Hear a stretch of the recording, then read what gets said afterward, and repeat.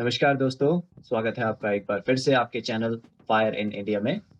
दोस्तों, अगर आप उनमें से एक हैं जो बैलेंस करके चलना चाहते हैं शेयर मार्केट और फिक्स्ड डिपॉजिट्स के बीच, तो आज का वीडियो आपको बहुत पसंद आएगा, क्योंकि आज मैं एक ऐसे मेथड के बारे में बात करने वाला हूं जो हमें फिक्स्ड डिपॉजिट से अच्छे रिटर्न्स देगा, लेकिन काइंड ऑफ फिक्स्ड डिपॉजिट की सिक्योरिटी भी देगा और कंसिस्टेंट रिटर्न्स भी देगा। तो ये मेथड है डिविडेंड प्लस स्विंग ट्रेडिंग का मेथड। मैं पहले भी एक वीडियो बना चुका हूँ स्विंग ट्रेडिंग पे, लेकिन ये थोड़ा अलग टाइप का स्विंग ट्रेडिंग है। मतलब मेथड काइंड ऑफ वही है, लेकिन फिगर्स चेंज हो गई हैं, नंबर्स चेंज हो गए हैं। तो आइए समझते हैं कि क्या है ये मेथड, कैसे काम करता है और कैसे रिटर्न्स मिलेंगे हमें इसमें। तो जैसा कि मैंने बोला, ये मेथड आपके लिए है अगर आप बैलेंस करके चलना चाहते हैं शेयर मार्केट और फिक्स्ड डिपॉजिट इन्वेस्टमेंट्स के बीच में, और अगर आप दुखी हैं फॉलिंग एफडी इंटरेस्ट रेट्स को देखकर। कुछ साल पहले इंटरेस्ट रेट्स फिक्स्ड डिपॉजिट्स में होते थे लगभग 9%, 8.5%, लेकिन वो गिरते गिरते गिरते आज की डेट में आ गए हैं मैक्स 6.25%, जो मुझे मिल रहा है मेरे एचडीएफसी और आईसीआईसीआई बैंक में। एक साल का एफडी करें तो सिर्फ 5.5% तक ही मिल रहा है। तो उसके उसको कवर करने के लिए, उससे अच्छे रिटर्न्स पाने के लिए है ये वाला मेथड जो आज मैं आपको बताने वाला हूँ। तो देखते हैं क्या है ये मेथड, कैसे काम करता है, क्या स्टेप्स हमें लेने होंगे। तो पहले मैं थ्योरी में आपको समझाता हूँ, फिर आपको प्रैक्टिकल एग्जाम्पल सिखाऊंगा अपनी एक्सेल शीट में। सबसे पहले हमें स्टार्ट करने के लिए जो हमने स्टॉक्स चूज किए हैं, जिसकी मैं थोड़ी देर में बात करूंगा कि कौन से स्टॉक्स चूज करे हैं, उस स्टॉक को ट्रैक करेंगे हम 55 डे हाई का। जब 10% लो आ जाए, यानी कि वो 55 डे हाई से 10% नीचे गिर जाए, तो हम उसे खरीद लेंगे। 10% या उससे ज्यादा जब गिरा हुआ हो, और एक बारी में हम इन्वेस्ट करेंगे 5,000 रुपए। फिर उसके बाद अगर वो स्टॉक और गिरता है, पहले हम उसका एवरेज प्राइस निकाल लेंगे, और जब वो एवरेज प्राइस से 5% नीचे और गिर जाता है, तो हम एक और 5,000 का इन्वेस्टमेंट कर देंगे। जब वो एवरेज प्राइस से 10% गिर जाएगा, तो हम और 5,000 इन्वेस्ट करेंगे। तो जैसे जैसे वो 5% के टेबल में गिर रहा है, 5, 10, 15, 20, 25, आप उसको खरीदते रहेंगे 5,000 के लॉट में, यानी कि 5,000 रुपए इन्वेस्ट करते रहेंगे।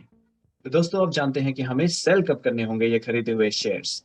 तो जब जब हमारा सेकंड, थर्ड, फोर्थ, यानी कि फर्स्ट को छोड़ के उसके आगे के जो जो लॉट्स हमने खरीदे हैं, जब जब वो हमें 10% का प्रॉफिट देंगे, हम उन्हें बेच देंगे। यानी कि जब सेकंड लॉट 10% प्रॉफिट देगा, तो हम उसे बेच देंगे। अगर हम थर्ड लॉट तक खरीद चुके हैं, जब थर्ड लॉट 10% प्रॉफिट देगा, तो हम थर्ड लॉट को बेचेंगे।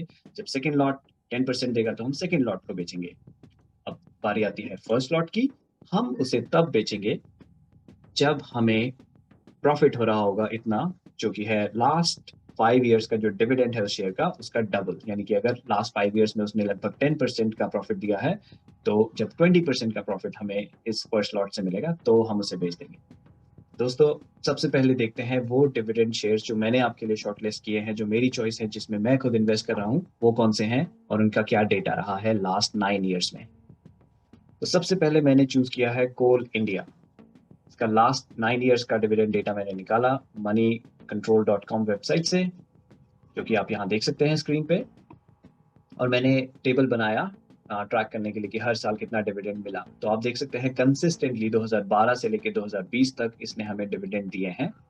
और इस प्राइस को अगर मैं एक और तरह से एनालाइज करूं, तो मैंने क्या किया, प्राइस ऑन 24 फरवरी 2012, ये डेट है। यहाँ देखिए, जो पहला डिविडेंड मेरे इस ट्रैकिंग शीट में है, इससे पहले भी इसमें डिविडेंड आए, लेकिन मैंने डिविडेंड सिर्फ लास्ट 9 ईयर्स के ही ट्रैक किए हैं। तो अगर इस डेट को हमने इस शेयर को खरीदा होता, तो उस दिन इसका प्राइस था 327 रुपीज 65 पैसा। डिविडेंड नाइन लास्ट के 9 सालों में मिले 170 रुपीज 10 पैसा।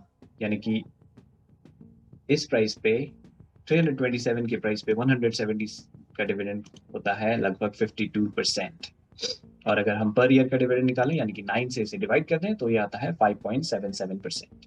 अब अगर हम आज इन्वेस्टमेंट स्टार्ट करते हैं, यानी कि लास्ट जो मार्केट क्लोज हुआ वो था 1 जनवरी 2021। By the way, happy new year to all of you. तो उस दिन इसका प्राइस था 135 रुपीज 35 पैसा। अगर उस दिन हम इस शेयर को खरीद लेते, और लास्ट 5 ईयर्स का जो एवरेज डिविडेंड रहा है, जो आप यहाँ देख सकते हैं, 19 रुपीज 28 पैसा, जो इस टेबल से मैंने निकाला है, लास्ट के 5 सालों का डेटा लिया और उसे डिवाइड कर दिया 5 से, तो ये है एवरेज लास्ट 5 सालों का। तो अगर यही कंसिस्टेंटली डिविडेंड हमें मिलता रहे, जब हम ये 1 जनवरी को खरीद लें, तो हमें डिविडेंड परसेंटेज मिलेगा 14.24%। इसी तरह अगर आप हिंदुस्तान जिंक को देखें तो इसमें हमें मिलेगा 9.97%। तो ये जो मैंने शीट्स बनाई हैं, कोल इंडिया, फिर हिंदुस्तान जिंक, फिर एनएलसी इंडिया, ये डिक्रीजिंग ऑर्डर में है, ये 5 इयर्स के डिविडेंड एक्सपेक्टेशन है। तो एनएलसी इंडिया में 9.49%, बीपीसीएल में 6.91%। तो दोस्तों आप देख सकते हैं dividend percent already FD percentage से ज्यादा है। अब हमने डिविडेंड डेटा देख लिया। अब नेक्स्ट हम देखने वाले हैं अगर हमने स्विंग ट्रेड किया होता है, इनमें स्विंग ट्रेड से हमें क्या रिटर्न्स मिलते हैं। तो दो स्टॉक्स में मैं आपको ये दिखाऊंगा, कोल इंडिया और हिंदुस्तान जिंक। बाकी के स्टॉक्स का आप खुद कैलकुलेट कर सकते हैं। आइए चलते हैं एक्सेल शीट में। तो मैंने कोल इंडिया का डेटा डाउनलोड किया 1 जनवरी 2019 से लेके 31 दिसंबर 2020 तक, यानी कि 2 साल का डेटा। उसका मैंने हाई, लो और क्लोज डाउनलोड कर लिया एनएससी की वेबसाइट से।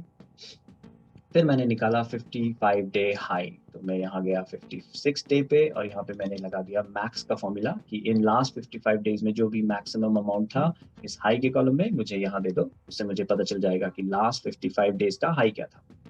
और मैंने नेक्स्ट कॉलम में निकाला परसेंटेज की लास्ट 55 डे के हाई और क्लोज के बीच में कितना परसेंटेज डिफरेंस, क्योंकि मैं देख रहा हूँ जब वो 10% गिर जाए तब मुझे अपनी इन्वेस्टमेंट स्टार्ट करनी है। तो नीचे चलते हैं और देखते हैं 10% कहाँ आया।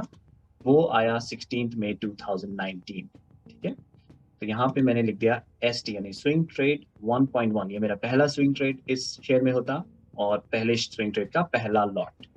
तो इस क्लोज प्राइस पे मैं इसे खरीदता अगर 232 रुपीज 15 पैसा, 22 की क्वांटिटी, यानी कि मैं इन्वेस्ट करना चाहता था 5000 के करीब, तो मेरा ये इन्वेस्टमेंट होता। इसका एवरेज प्राइस निकल के आता, ऑफकोर्स क्योंकि ये पहला लॉट है तो सेम जिस पे मैंने खरीदा 232 रुपीज 15 पैसा। और नेक्स्ट बाय, जैसा कि मैंने बताया पहले लॉट पे हमारा नेक्स्ट बाय होता है जब वो 5% गिर जाए। तो मैंने इसका 95% निकाल लिया। अब वो है 220 रुपीज 54 पैसा। तो आप देखेंगे आगे यहाँ पे ये नेक्स्ट बाय ट्रिगर नहीं हुआ, सीधा सेल ट्रिगर हो गया इस टारगेट पे जो कि है 10%। यहाँ पे मैंने 10% इसलिए माना है क्योंकि कंसिस्टेंसी के लिए और इजी डेटा एनालिसिस के लिए। वैसे मैंने आपको थोड़ी देर पहले बताया कि हम पहला लॉट तब बेचेंगे जब उसका रिटर्न आ रहे हो लास्ट 5 ईयर के डिविडेंड से डबल परसेंटेज में।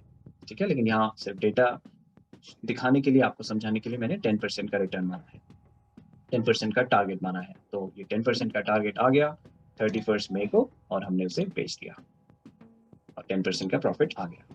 इसके बाद फिर से हम ट्रैक करने लगे कि कब वो अपने 55 डे हाई से 10% नीचे गिरे, जो कि हुआ 5 जुलाई 2019 को, और हमने खरीद लिया। उसके थोड़े ही 2-3 दिन बाद हमारा सेकेंड बाय भी ट्रिगर हो गया।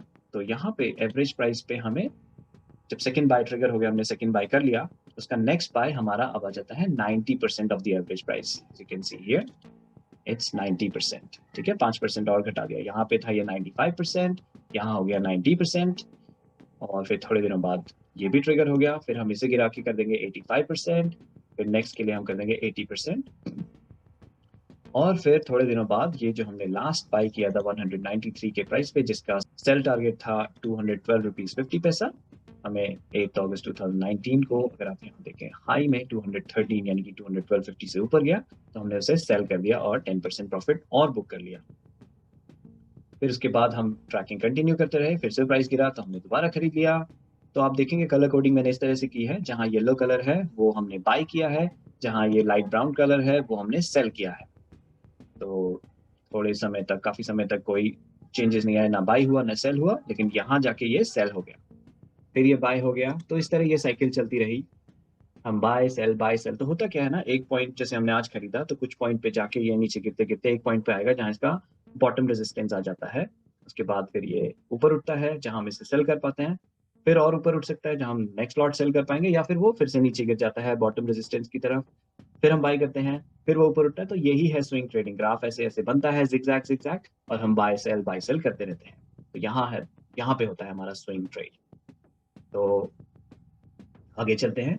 अब ये जो ग्रीन कलर में देख रहे हैं ये है डिविडेंड। 19 मार्च 2020 को कोल इंडिया ने डिविडेंड दिया 12 रुपीज पर शेयर। तो हमारे पास उस वक्त थे 155 यूनिट्स, यानी कि हमें डिविडेंड मिला 1860। Quite handsome. ठीक है, उसके बाद हम ट्रैकिंग करते रहे स्विंग ट्रेडिंग के लिए और स्विंग ट्रेड करते रहे। स्विंग ट्रेड चल रहा है, अब देखेंगे यहाँ पे 2.7 तक हमारा चला गया, यानी हम 7 लॉट्स खरीद चुके हैं। और फिर काफ़ी समय तक कुछ नहीं हुआ, फिर एक और डिप आया, हम 8th लॉट तक चले गए, और फिर एक और बार डिविडेंड आया 19 नवंबर 2020 को 7.5 रुपीज़ पर शेयर, तो हमें डिविडेंड मिला 1755 रुपीज़। फिर उसके बाद एक और लॉट सेल हो गया, लेकिन उसके बाद कुछ नहीं हुआ। तो एंड में, इस ट्रैकिंग के एंड में क्या हमारे पास रिजल्ट्स आए, उसे एनालाइज करते हैं। Max invested 40,570। तो इस कॉलम में मैंने मैक्स का फॉर्मूला लगा दिया कि मेरा maximum investment at a time कितना रहा, वो था 40,570। करेंटली इन्वेस्टेड, तो लास्ट जो अमाउंट करेंटली इन्वेस्टेड है वो मैंने यहाँ पे दिखाया आपको 35,519। और स्विंग ट्रेड से मेरा प्रॉफिट हुआ 4,045, which is 9.97% of the max invested amount. And dividends मुझे मिले 3,615, विच इज 8.91%। और टोटल दोनों को मिला के टोटल मुझे मिला 7,660 रुपीज, विच इज ऑलमोस्ट 19%। इसी तरह अगर आप हिंदुस्तान जिंक को देखें, सेम डेट रेंज मैंने डेटा लिया है, सेम मेथड्स अप्लाई किए और ट्रैक किया उसको। तो सीधा मैं ऊपर टॉप फिगर्स पे बात करूंगा। मैक्स इन्वेस्टेड मेरा रहा 40,908, करेंटली इन्वेस्टेड 15,990। ये एक्सेल शीट मैं आपको डिस्क्रिप्शन में दे दूंगा, आप डाउनलोड करके खुद सारा डेटा चेक कर सकते हैं। और उसके बाद स्विंग ट्रेड में अगर हम देखें, 4,060 मेरा स्विंग ट्रेड का प्रॉफिट रहा, और डिविडेंड्स में मुझे मिले 3,266 रुपीज, और ओवरऑल 7,325, विच इज ऑलमोस्ट 18%। तो आप देख सकते हैं एफडी के कंपैरिजन में काफी हैंडसम रिटर्न्स मुझे मिल रहे हैं। और अगर मुझे ये स्टॉक्स होल्ड करने पड़े, ये डिप नहीं करता है, अप नहीं जाता है, किसी रेंज बाउंड हो जाता है, मैं डिविडेंड्स की उम्मीद तो कर ही सकता हूँ। ऑफ कोर्स डिविडेंड्स प्रॉमिस नहीं है, कोई गारंटी नहीं है कि डिविडेंड मिलेंगे ही मिलेंगे, लेकिन हम शेयर मार्केट में जब भी कुछ एनालाइज करते हैं, कुछ एक्सपेक्ट करते हैं, वो पास्ट में से डेटा देखकर ही करते हैं। और आपने कई जगह स्टेटमेंट सुनी होगी कि past data is not a reflection of the results in future. Future में ऊपर नीचे हो सकते हैं। तो इस एक्सपेक्टेशन के साथ हमेशा चलिएगा जब भी आप शेयर मार्केट में इन्वेस्ट कर रहे हैं, कि ऐसा नहीं कि आपको किसी ने बोला कि गारंटीड रिटर्न्स आपको आएंगे शेयर मार्केट में। शेयर मार्केट में कुछ भी गारंटीड नहीं है, सब कुछ कैलकुलेटेड रिस्क पे बेस्ड है। आप अंधा रिस्क ले रहे हैं या कैलकुलेटेड रिस्क, सारा खेल उसी चीज का है। तो मैं जो भी स्ट्रैटेजीज आपके साथ डिस्कस करता हूँ, वो होते हैं कैलकुलेटेड रिस्क, एनालाइज किए हुए डेटा, पिछले कुछ सालों के, ताकि हम अंधेरे में तीर कभी ना चलाएं। दोस्तों, इसके बेसिस पे मैंने आपके लिए बनाई है एक गूगल शीट। गूगल शीट काफी पॉपुलर हो चुकी है हमारे ग्रुप में, महेश सर के ग्रुप में।